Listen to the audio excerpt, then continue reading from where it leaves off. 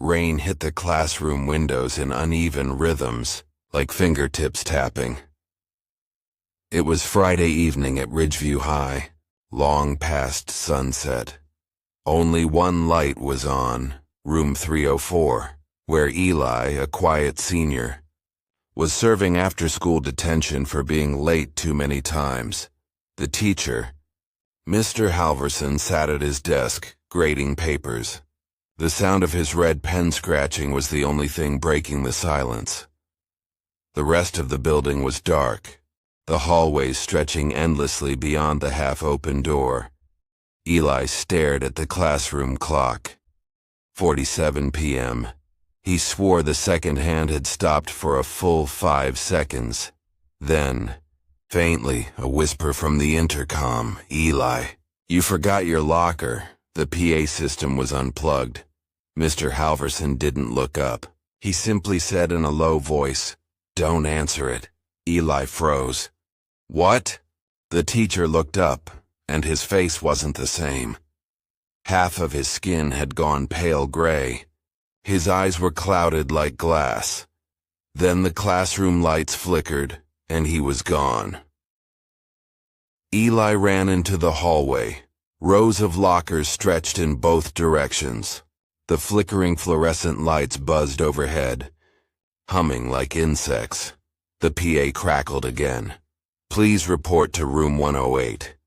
That room hadn't been used in years, sealed after a fire that no one talked about.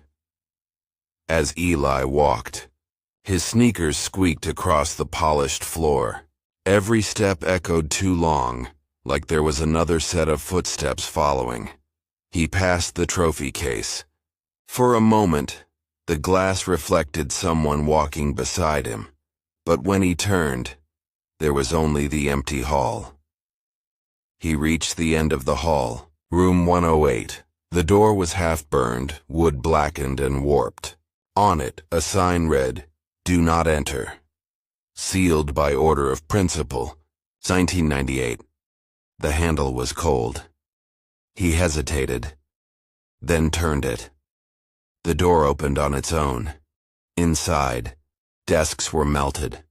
Chalkboards cracked. The smell of ash and old paper filled the air. A single desk sat upright in the middle of the room, untouched by the fire. On top was a yearbook, its pages open to a class photo. Eli's face was there, smiling, but the date read 1998. He stumbled back, heart racing. In the photo, every other student's eyes had been scratched out, except his.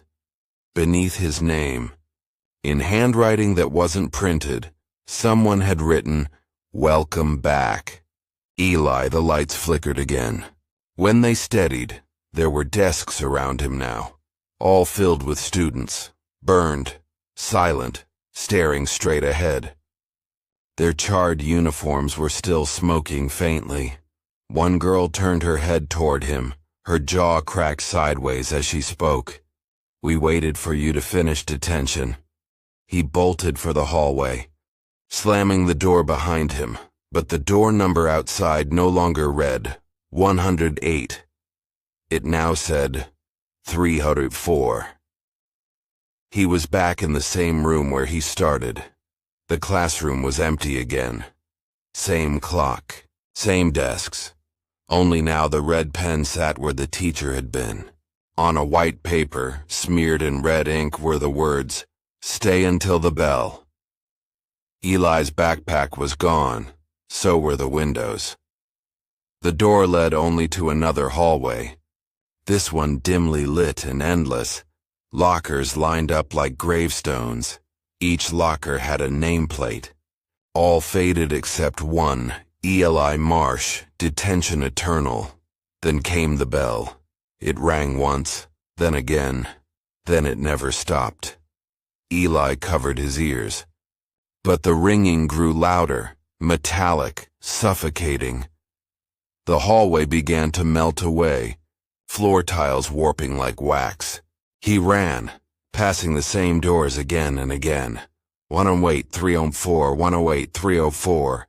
As if the school were folding in on itself, he burst through the exit door, gasping for air, but instead of the parking lot, he stood inside another classroom, empty desks, flickering lights.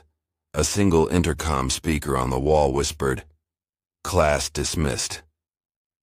The next morning, the janitor found room 304 empty, and the clock stopped at 6:47 p.m. But on the chalkboard, scrawled in gray ash, were the words, "He stayed until the bell." And if you listen to the PA system after dark, sometimes you still hear the faint scratch of a red pen, marking another name on the detention list.